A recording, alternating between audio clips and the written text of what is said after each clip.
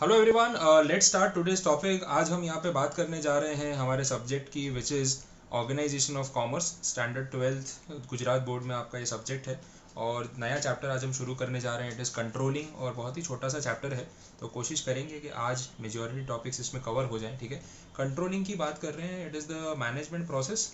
Planning से हमने शुरुआत की थी, ठीक है। उसके बाद बाकी सारे स्टेप्स हम देखते देखते यहाँ तक पहुँचे हैं और हर एक स्टेप को एक चैप्टर में हमने कन्वर्ट किया था। ऑर्गेनाइजिंग देखा, प्लानिंग देखा, स्टाफिंग देखा, डायरेक्टिंग देखा। तो अब यहाँ पे बात हो रही है कंट्रोलिंग की and it is called the last step. तो जो स्टोरी शुरू हुई थी प्लानिंग से, वो एंड कहाँ पे हो रही है? कंट्रोलिंग पे। तो आई होप आपको यहाँ तक पता चला होगा। Activities which are planned and after that duties and responsibilities are assigned in this way from time that the work begins. The function of controlling also begins. The function of controlling is to check the progress of the managerial task, compare the same with the set standards through plans and to find out the deviations. तो controlling में आपको करना क्या है कि जो कुछ भी टास्क जिसको भी असाइन किया गया है, जो काम कैसे भी कंप्लीट करना है, तो वो मैनेजरियल टास्क को आप कंपेयर करें, ठीक है। और जो प्लान किया था और जिस तरीके से हो रहा है, तो एक होता है ना कि हमने प्लानिंग की होती है कि हम इस तरीके से पढ़ाई करेंगे, इस तरीके से अपना टारगेट अचीव करेंगे, इतने इतने सब्जेक्ट्स एक दिन में पढ़ेंगे, सब सोचा होता है। बट क्या वो हो पाता है? तो जो आपने सोचा और जो हो रहा है उसको कंपेयर करना, ठीक है। और जैसा प्लान किया था क्या वैसा इंप्लीमेंट हो रहा है? तो that planning and that action implementation, उसके बीच में अगर गैप है तो वो गैप का रीज़न क्या है वो आपको ढूंढना है। और कोई भी डेविएशंस हों तो उन डेविएशंस को अवॉइड करना है। तो आप ये इस चीज़ का ध्यान रखना। The function of controlling is also to get the information about such deviations, remove them and take the corrective actions. तो जो भी deviations हो रहे हैं आप उनको हटाओ और जो भी corrective actions लेने की ज़रूरत है वो actions लो। तो ये सारी चीज़ें necessary हैं, ये ध्यान रख के आपको चलना है।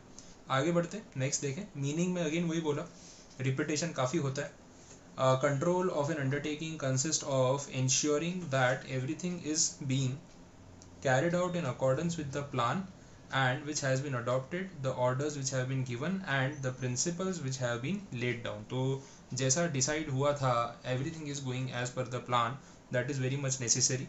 Its objective is to point out the mistakes in order that they may be rectified. Rectified का मतलब है गलती को सुधारना and prevent from रिकरिंग, ठीक है। रिकरिंग का मतलब है कि वही मिस्टेक दोबारा ना हो, वो गलती रिपीट ना हो, तो उस चीज़ से उसको रोकना चाहिए। That is called recurring. The implementation of control affects things, peoples and functions and all other factors, ठीक है। According to Peter F Drucker, controlling is to maintain a balance between the efforts and the results and between resources and the objectives. इन चीज़ों के बीच में एक balance maintain करना चाहिए, ठीक है। एफर्ट्स और रिजल्ट्स, आपने कितनी कोशिश की और कैसे आपको रिजल्ट्स मिले। रिसोर्सेज आपके पास क्या क्या अवेलेबल है और आपके ऑब्जेक्टिव्स क्या है, टारगेट क्या है। तो इन सब का एक बैलेंस मेंटेन करके आगे बढ़ना ज़्यादा ज़रूरी है। The essence of controlling is to see that the functions are carried out according to predetermined standards. Predetermined standards का मतलब जो पहले से सोचा हुआ होता है। प्री डिटरमाइंड, पहले से प्लान किया होता है, एक स्टैंडर्ड सेट किया होता है कि काम ऐसे होना चाहिए, इस लेवल पे होना चाहिए, इस क्वालिटी के साथ होना चाहिए, ठीक है। और आपकी एक्टिविटीज़ को आप उस हिसाब से रेगुलेट करो, ये बहुत ज़्यादा नेसेसरी है। इसके बाद हम बात कर रहे हैं कैरेक्टरिस्टिक्स की। First point is related to planning. ये तो हमने पहले ही बात की कि भाई कंट्रोलिंग जो है वो तो लास्ट स्टेप है। पहला स्टेप शुरुआत कहाँ से होती है? प्लानिंग से। So it is obviously the same thing which we already know. तो कहीं ना कहीं प्लानिंग के बिना कंट्रोलिंग जो है वो पॉसिबल ही नहीं है, इट इज़ इम्पॉसिबल, ये आप बोल सकते हो। Functions at every level of management, controlling again management के हर लेवल पे होता है। टॉप लेवल पे भी होगा, मिडिल लेवल पे भी होगा, लोअर लेवल पे भी होगा। तो ये स्टेप जो है, ये पॉइंट जो है, ये कॉमन है और ये हर आंसर में रिपीट होता है। और ये मेरा फेवरेट पॉइंट वापस आ गया, कंटिन्यूस प्रोसेस। कंटिन्यूस प्रोसेस तो मैं आपको हर चैप्टर में रिपीट कराता हूँ। डायरेक्टिंग में देखा, ऑर्गेनाइजिंग में देखा, स्टाफिंग में देखा, हर जगह कि it is a continuous process. तो ये आप जितने भी स्टेप्स पढ़ते आए हो ना, ये पॉइंट तो बिना सोचे समझे आप लिख सकते हो, कोई इशू नहीं है। It is an and activity of management, ये लास्ट स्टेप है, ठीक है। ये पॉइंट भी हमने देखा। प्लानिंग से शुरुआत हुई थी, स्टाफिंग हुआ, मतलब ऑर्गेनाइजिंग हुआ, स्टाफिंग हुआ, डायरेक्टिंग हुआ, अब हम फाइनली यहाँ पे आए कंट्रोलिंग के ऊपर। So this is the last step, final step.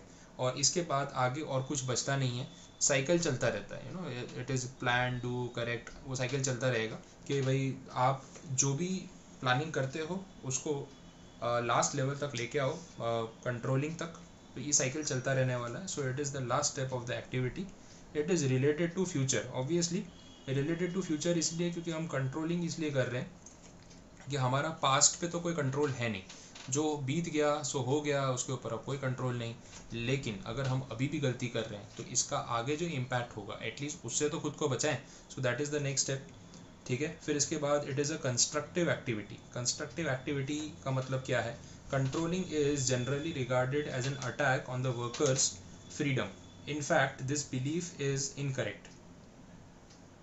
The function of control is to see that the workers, as per the planning, that they are guided properly. यहाँ पे ये बोल रहे हैं कि जनरली कंट्रोलिंग प्रोसेस जो है ना उसको थोड़ा नेगेटिवली देखा जाता है. उसको ऐसा माना जाता है कि यार ये तो वर्कर्स के फ्रीडम के ऊपर अटैक है और उनको परेशान करने के लिए ये सब किया जा रहा है. लेकिन एक्चुअली में ऐसा होता नहीं है. जो इंटेंशन है वो उनको परेशान करना, टॉर्चर करना नहीं है. तो जो बिलीफ है ना इस तरीके का, वो बिलीफ टोटली इनकरेक्ट है.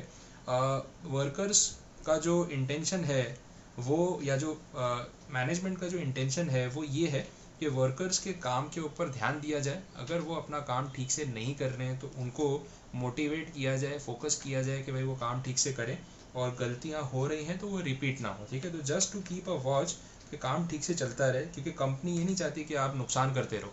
तो they are not interested to face losses. तो इसलिए कहीं ना कहीं वो नज़र तो रखेंगे. तो इसको कंस्ट्रक्टिवली लेना चाहिए, नेगेटिवली नहीं लेना चाहिए, तभी हमें उसका बेनिफिट मिल सकता है. ये आपको ध्यान रखना है. नेक्स्ट है इंटरनल प्रोसेस. ऑब्वियसली ये कंपनी का इंटरनल मामला है, और जितनी भी एक्टिविटीज़ कंपनी में हो रही है, प्रोडक्शन हो रहा है, सेल्स हो रहा है, परचेज हो रहा है, फिनेंशियल मैटर्स है, फिनेंशियल अकाउंट्स है, और जो भी वर्किंग मेथड्स हैं, ये सब कंपनी के कंट्रोल सिस्टम का एक इंटीग्रल हिस्सा है. मतलब हर एक डिपार्टमेंट के ऊपर कहीं ना कहीं कंट्रोल्स जो है वो इम्पोज किए जाएंगे और नज़र रखी जाएगी. Due to these various activities it becomes possible to have control over the business. ठीक है. तो ये सारी चीज़ें हैं. एक्सटर्नल फैक्टर्स भी होते हैं. गवर्नमेंट पॉलिसी में चेंज हो गया, depression, inflation, changes in the psychology of people, ये सब चीज़ों पे हमारा कोई कंट्रोल नहीं है. ठीक है. मतलब जो एक्सटर्नल फैक्टर्स है, सरकार क्या करती है उस पर मेरा कंट्रोल थोड़ी ना होगा. ठीक है. मार्केट में इन्फ्लेशन है, बहुत भाव बढ़ गए हैं हर चीज़ के और लोग खरीद ही नहीं कर रहे हैं. डिप्रेशन है, कंज्यूमर डर रहा है, उसके पास पैसे नहीं हैं, तो रिसेशन आ चुका है. तो ये सारी चीज़ें जो मेरे कंट्रोल में बिल्कुल नहीं है. अब कस्टमर की साइकोलॉजी चेंज हो गई है तो मैं उसको कंट्रोल नहीं कर सकता, बट इंटरनल फैक्टर्स जितने भी हैं उन सबको मैं कंट्रोल कर सकता हूँ. ठीक है. तो उसकी बात की है. इसके बाद next part, it is the dynamic process. Obviously dynamic का मतलब क्या होता है? स्टैटिक नहीं है, फिक्स नहीं है. बोलते ना जैसी प्रॉब्लम वैसा सॉल्यूशन. ठीक है. तो कंट्रोलिंग करने के लिए जिस चीज़ को हम कंट्रोल कर रहे हैं उस हिसाब से उसको हमें डील करना पड़ेगा, उस हिसाब से उसका सॉल्यूशन निकालना पड़ेगा. Controlling is a person oriented और सब्जेक्टिव एक्टिविटी. ठीक है. सब्जेक्टिव मतलब अगेन जैसे मैंने बोला पर्सन ओरिएंटेड, सब्जेक्टिव, इसका मतलब वही हुआ कि हर इंसान की प्रॉब्लम अलग है तो हर इंसान के लिए सॉल्यूशन भी अलग है. जैसे डॉक्टर्स के केस में होता है भाई आपकी बीमारी का इलाज अलग, दूसरे की बीमारी अलग, तो उसका इलाज अलग. Person oriented. Subjective, person to person, subject to subject, and problem to problem solutions होंगे. तो कंट्रोलिंग के जो तरीके हैं वो हमेशा यूनिक और वेरी करेंगे डिपेंडिंग कि सिचुएशन क्या है. और लास्ट पार्ट में बोल रहे हैं कंट्रोलिंग कैन बी फॉर्मल और इनफॉर्मल. हाँ, ये भी हो सकता है. फॉर्मल तरीका है तो कंपनी के जो टॉप लेवल मैनेजमेंट है उन्होंने कुछ रूल्स रेगुलेशंस फिक्स किए हैं, वैसे भी कंट्रोलिंग हो सकता है. या फिर इनफॉर्मली मोटिवेट करके, एम्प्लॉय से बातचीत करके, उनको थोड़ा सा कन्विंस करके, अच्छे से ट्रीट करके, वैसे भी हो सकता है. तो दोनों ऑप्शंस पॉसिबल है. इसके बाद इम्पोर्टेंस. अब कैरेक्टरिस्टिक्स ख़त्म हो गए, इंपॉर्टेंस में आपको रिपीटेशन मिल सकता है. ऑब्जेक्टिव्स को अचीव करने में ये हेल्पफुल होगा. ठीक है. ये बोला है. एक्टिविटीज़ के ऊपर कंट्रोल रहेगा. फिर इसके बाद बोल रहे हैं थर्ड पॉइंट में प्लानिंग इफ़ेक्टिव हो पाएगी, क्योंकि आप जो प्लानिंग करते हैं वो सक्सेसफुल तभी होगी जब इम्प्लीमेंटेशन सही होगा. तो इम्प्लीमेंटेशन सही हो रहा है कि नहीं ये पता कैसे चलेगा? कंट्रोलिंग के स्टेप से. ठीक है. तो ये कनेक्टेड है. तो प्लानिंग इफ़ेक्टिव रहेगी. Coordination between various activities. ठीक है. ये तालमेल बना रहेगा. सारे डिपार्टमेंट्स जो हैं, परचेज, सेल्स, ये वो सब एक दूसरे से प्रॉपरली जुड़े रहेंगे. हर एक एक्टिविटी को ठीक से इवैल्यूएट किया जाएगा. डेविएशंस अगर आ रहे हैं तो वो रिमूव किए जाएंगे. Necessary for delegation of authority. ये हमने पढ़ा था किसको क्या काम देना है. वो सोचने के लिए ये सही रहेगा। तो कंट्रोलिंग से पता चलता है कि हाँ भाई ये बंदा ये काम ठीक से कर पा रहा है, ये काम ये बंदा ठीक से नहीं कर पा रहा है, तो शफलिंग कर दो, इसको ये काम दो, इसको ये काम मत दो, ऐसे तरीके से इसको ट्रेनिंग दो। ये सब चीज़ें आप पता कर सकते हो। फिर बोला है एरर्स को फाइंड आउट करना, गलतियाँ ढूंढना, उनको सुधारना, लॉन्ग टर्म प्लानिंग करना, ये सब प्लस पॉइंट्स हैं। हेड पॉइंट्स भी काफ़ी हैं, आप उनको पढ़ोगे तो वो रिलेट होता जाएगा। हेल्पफुल इन डायरेक्टिंग, ठीक है, डायरेक्टिंग में हमने देखा था कि किसको क्या डायरेक्शंस देने हैं, किसको क्या काम देना है, और जो भी सुपरविज़न करना है। It supervises the personal, gives guidance and directions in the difficulties so that the activities are performed as plan. तो अगर किसी को कोई प्रॉब्लम आ रही है तो क्योंकि आप हर चीज़ को मॉनिटर कर रहे हो, आपको पता है कौन कहाँ गलती कर रहा है और कैसे इसको सुधारा जा सकता है, तो आपकी एडवाइस काम आ सकती है। एफिशिएंसी को कैलकुलेट करने के लिए, मेजर करने के लिए कंट्रोलिंग जो हो रहा है वो एक बैरोमीटर की तरह काम करता है, एक प्लस पॉइंट की तरह काम करता है, वो ध्यान रखना है। फिर बोला है relation between planning and controlling. यहाँ पे बोल रहे हैं कि रिलेशन जो है प्लानिंग और controlling, they are two sides of the same coin. This is the main head point जो आप ध्यान रखना। अब इसकी लैंग्वेज थोड़ी देखते हैं कि क्यों ऐसा बोला जा रहा है। तो planning and controlling are two very important and interdependent functions. वो हमने देखा कि ये दोनों एक दूसरे पे डिपेंड तो करते ही हैं और दोनों इंपॉर्टेंट भी हैं। The success of planning depends on controlling. Controlling finds out deviations, takes necessary corrective action and also takes business activities in the right direction. Controlling is also not possible without planning, ये भी उन्होंने बोल दिया। This is because through controlling it can be ascertained whether the objective of planning are achieved or not. तो कहीं ना कहीं दोनों चीज़ें एक दूसरे से जुड़ी हुई है। आप अगर प्लानिंग करते हो फिर कंट्रोलिंग नहीं करते हो तो कोई फ़ायदा नहीं होगा, और कंट्रोलिंग कर रहे हो और कुछ प्लान ही नहीं किया है तो किस चीज़ को कंट्रोल कर रहे हो। कोई प्लान बनाया होगा, इम्प्लीमेंट किया होगा तो कंट्रोलिंग होगा ना। तो कहीं ना कहीं ये दोनों एक दूसरे पे डिपेंडेंट है इतना ज़्यादा कि हम बोल सकते हैं कि these two are two sides of a same coin, ठीक है। नेक्स्ट पॉइंट पे चलते हैं, protection against change. Implementation of programs of a plan depends on the internal and external factors.